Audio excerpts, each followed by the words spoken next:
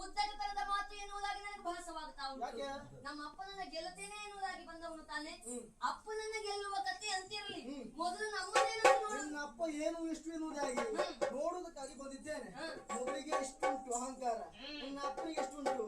ಇನ್ನು ನಿನ್ನ ಅಪ್ಪನ ಹತ್ರ ಹೋಗುದಲ್ಲ, ನಿನ್ನ ಕೈ ಕೊಡ್ತೇನೆ. ನಿನ್ನ ಅಪ್ಪ ಅಲ್ಲಿವರೆಗೆ ಇಲ್ಲಿ ಬರ್ಬೇಕು.